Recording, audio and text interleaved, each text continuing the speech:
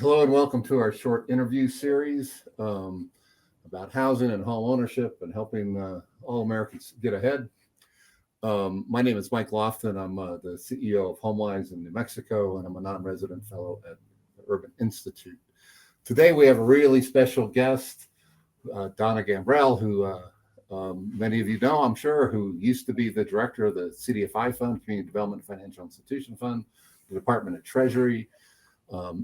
Now is the CEO of the Appalachian Community Capital, serving Greater Appalachia, and is also the chair of the Opportunity Finance Network. So she knows probably knows more than almost anyone in America about community development financial institutions and what they do, and what a powerful force they can be. So welcome, Donna.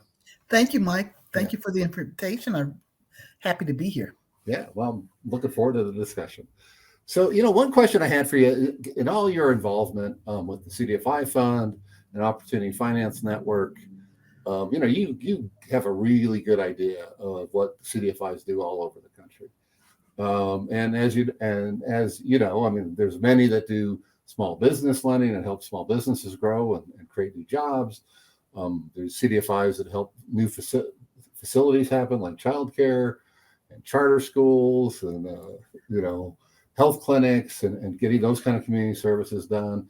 And then there's some that help finance construction of new housing, oftentimes new rental housing. But it strikes me that not as many CDFIs are involved directly in helping increase access to home ownership. Are you seeing the same thing? And how do you understand that? What would explain that? Because it seems to me like there might be a little bit of a gap, and there might be an opportunity there. Mike, I'm not sure that there has been necessarily a decrease in how CDFIs are involved in home ownership and housing. If anything, I think it's really a matter of visibility. So if you recall, during the Great Recession, there was a lot of emphasis being placed on housing because so much of the economy had tanked because of the subprime mortgages that had been put out and clearly adversely impacting so many low and moderate income neighborhoods. And now you have, I think, in the recent couple of years, increased attention on small businesses. Primarily, you have things like, PPP, but the Small Business Administration had a lot of emphasis on that. You saw with this latest economic turmoil that we've gone through, a lot of small businesses that have been adversely impacted, particularly businesses of color. And I think that's where you see perhaps, greater attention, greater visibility. But I'm not sure that there's necessarily a shift in what CDFIs are doing. I still see certainly a lot of CDFIs that are very much involved in housing. And even in Appalachia, a number of CDFIs that are involved in multifamily housing, other affordable housing options, home ownership. I really do think it's just a matter of who's getting the most, which sector is getting the most media attention at the moment. Yeah.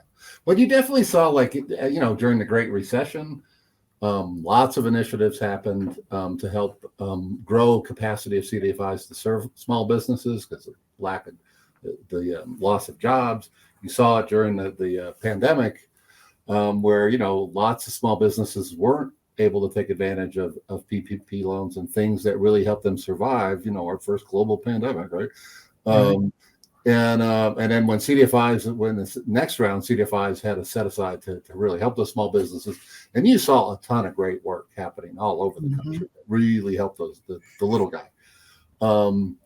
So I think this is where CDFIs, it seems to me, they're very good at being on the ground and flexible and innovative and figuring out what's the problem we have to address. I mean, the example I like to give is, the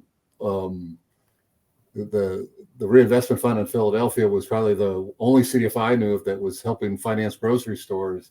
And then once people started to understand, God, there's food deserts all over America.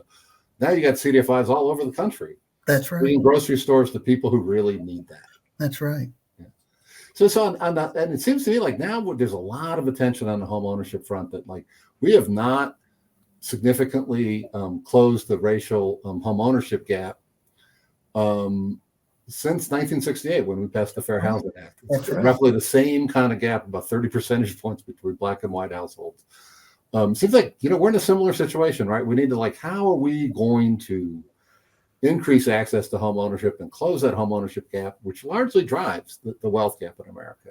Where do you see opportunity for doing that? Do you see excitement? What's going on? What's the vibe out there? There's tremendous opportunity. And as you know, Mike, there's, almost a 30% difference between those white households who are homeowners as opposed to black and brown households. And that gap has not closed. If anything, it's widened, particularly over the last couple of years. And so I do think that there are a number of things that CDFIs can do, should be doing, and are doing, and must continue to do. And that is really to look at ways in which those options, other housing options, can be explored, and making sure that, like anything else, housing involves wraparound services. So, what type of down payment assistance programs are in place? What kind of counseling is being done before, during, and once a person gets into a home? And really understanding that housing, just like small businesses, these are the wealth building components, particularly for those communities that are in underserved areas or part of an underserved population. I remember my parents bought their first and only house that still is in our family, even though they've passed. And we have kept the house because we understand the equity that's in that house and what it meant to my parents to pass it on to their children. And I think in this country, you still have home ownership as being one of those primary ways in which people build wealth, create assets, give to the next generation so that it's sustainable. And so I think we have to continue to place a focus on home ownership, and look at all the tools that are available to make sure that people can not only acquire homes, but stay in those homes and build the wealth through the assets that accumulate with home ownership. Well, I think one thing I was really interested in talking to you about is that lots of this stuff is interconnected, right? When people own a home and they have some equity and they know their family's safe, they got a place for them to live, is what oftentimes you see those are the folks who take the risk to start their own business. That's correct. Because now they feel secure, they have some assets they can rely on. And I know you're involved in small business lending. How do you see that as how do you see those interconnections of things? They are definitely connected, as you said, Mike, because typically a small business owner will use their home for collateral as well. And within the community itself, if you've got a small business that's providing that anchor, what you're doing, what you're seeing also is that small business is also attracting people to that area or to that community, people who want to have affordable housing, a place to live, a safe place to live as well. So there's such an interconnection between those two that it's hard to ignore. That's why I think you can't say that one is more important than the other. Right, Both of those are important, I think, to really helping to revitalize communities and to keep those communities strong and thriving. Yeah. And I think too, and the facility stuff is connected too, right? I mean, if I own a home and I have a business, but I can't get access to childcare, hard to work the hours I need in the business, right? Absolutely. The beauty of community economic development is that there's not one thing that drives the community. It really is everything. And I think if you ignore all those other things, then you're really being very myopic because it takes a lot of different pieces to help a community, to support a community, and to work with that community. Because of course, Mike, you've been doing this for a long time. It's the folks in the community who understand what their needs are, but also understand what the challenges are. And so they are the ones that really should be the top priority in better understanding what the community needs are and how they can be met. What I think, we don't all have to do all of that, but we need to be in relationship with others that do it. Absolutely. We don't do small business lending. Well, we do a little bit, but more about helping them buy their real estate. But But we also work with other CDFIs who that's what they're really good at. We're really good at home ownership. Tell us more about like the work that you do with Appalachian Community Capital. Yeah, so we are a small business lender. We're an intermediary. We're one of the handful of intermediaries that are CDFIs across the country. And we raise capital for our members. There are 32 members, CDFIs and other mission-based lenders in the Appalachian region, which consist of all of West Virginia and portions of 12 other states, literally starting at the bottom portion of New York and going all the way down to the top part of Mississippi. And so small businesses, what we find is that like so many places that have been historically underserved, where there's been underinvestment or disinvestment or no investment at all, finding that access to affordable capital is a real challenge for small businesses. And so we raise capital for our members, and they in turn lend to those small businesses, and of course also provide technical assistance and training, business advisory services as well. The thing about ACC, though, Mike, is that when we lend money to our members, they can only lend it to those small businesses in those areas, 423 counties that are designated by the Appalachian Regional Commission as being part of Appalachia.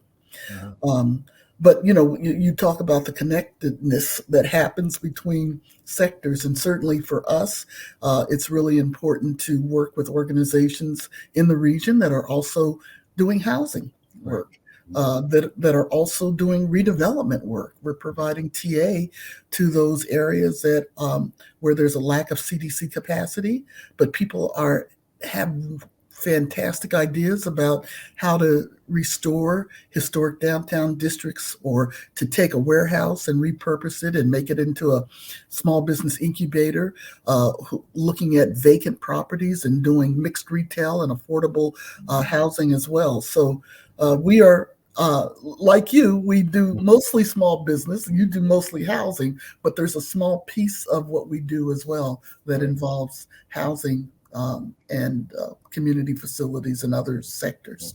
When so you're really kind of like the wholesale, the intermediary operation that's helping build capacity of all the retail operations that are getting work done on the ground in their communities, and you're building an ecosystem to deliver capital for a good cause. That's correct. And it's so exciting. I mean, it really is so exciting. We still have a long way to go, I think, just in terms of meeting the needs. And the need is great among so many underserved communities. But I think CDFIs play a special role because we are typically right there stepping into the breach. It is always counter-cyclical. When things are really, really bad, that's when we really perform because we know how to do it. We've been doing it for a long time. Yeah. No, this is a great thing to be a part of, the CDFI movement. I mean, it really has made big differences all over America. And I really, I appreciate you've been in the trenches for a very long time. And I think we all, we look up to you and feel like we owe you one for all the work that you've done. Well, I can say the same of you, Mike. I mean, the work that you all have done, especially in the affordable housing space, and especially in the home ownership space, again, is so critical. So I just tip my hat because none of this work is easy. None of us are going to get rich doing it. But I think the richness comes with seeing the impact that you're making in communities, and clearly the work that's being done to make sure that this is very viable and very sustainable for generations to come. Right. Well, thank you so much for taking time today, Donna, and sharing your experience and the work that you do, and your insights into this whole field. So really appreciate it. Looking forward to being in touch with you. I wish we were doing work in Appalachia so we could work with you more closely. Come on. One day, Mike. We'll do it someday.